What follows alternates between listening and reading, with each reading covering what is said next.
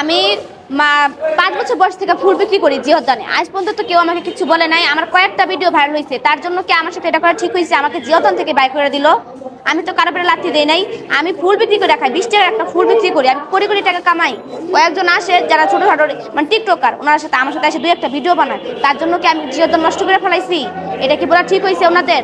ওরা আমাকে জিওদান থেকে বাই করে দিচ্ছে, সেটা বলেন। আমার পেটে লাথি দেওয়া হলো না? মাননীয় প্রধানমন্ত্রী তারেক জিয়ার কাছে আবেদন জানাইতেছি যে আমার সাথে যে এটা করা হয়েছে, এটার জন্য আপনি কি করবেন? আপনিও কি আমার পেটে লাথি দিবেন? আমি আপনার কাছে চাইতেছি আপনি আমাকে সাহায্য করেন।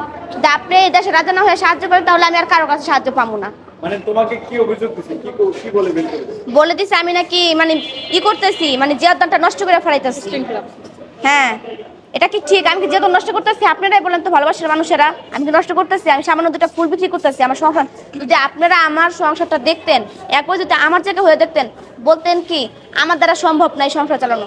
কিন্তু আমি যে কি চিন্তা নিয়ে কি নিয়ে ঘুরি সারাদিন, জিওদান একমাত্র আমি জানি। সবাই তো শুধু আমার হাসিটাই দেখেন, আমার লুকানো কষ্টটা কি কেউ দেখেন না?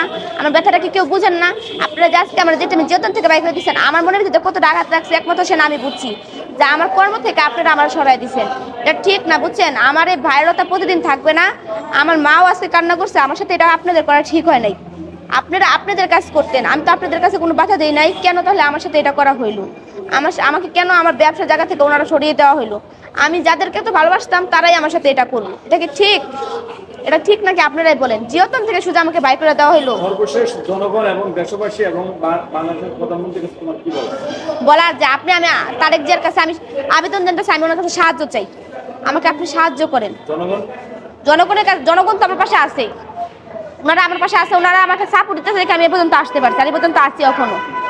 আর আমি ফুল বিক্রি করবোই, কারণ আমার সংসারটা আমার চালাইতে হইব। আপনারা যে এতদিনে আমাকে বলছেন মডেলিং করে, এটা করে সেটা করো, আমি তো কোনো সময় এগুলো করি নাই।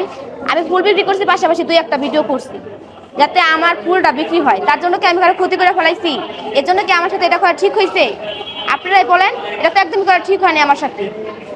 আমার জায়গায় যদি অন্য কেউ হইতো, তাহলে এই জায়গাটাতে আওলায় ফেলাইতো। কিন্তু আমি একজন গরিব ঘরের মেয়ে দেখে এখন স্বাধীন রাস্তাতে আমার পাশে কেউ নাই, আমি সবসময় এটাই ভাবি।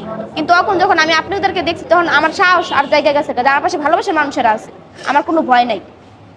আমি ফুল বিক্রি করে খাইতে চাই, আমি আর কিছু চাই না। আর আমি প্রতিবেদন দেই, আমি তো কোনো খারাপ কিছু দেই না। আমার ফ্যামিলির সাথে কি হইতাছে না হইতাছে, আমার বাবা নাই, এইগুলো প্রতিবেদন দেই। তার জন্য কি আপনারা আমার সাথে এটা করতে পারেন? আমি চাই আমার ফুল বিক্রি করে খাইতে, পাশাপাশি প্রতিবেদন যেটা আমাকে সাহায্য করছে সেটা তারা আমি ভুলে যেতে পারি না, ঠিক না? ভালোবাসার মানুষরা তো আমার ভুলে যেতে পারে না, ঠিক না? সেটা আমি চাই যে আমি পাশাপাশি দুটোটাই করতে। আমি টিকটক তো করি না, আমি টিকটক করি না, এখন টিকটক করার কি আছে?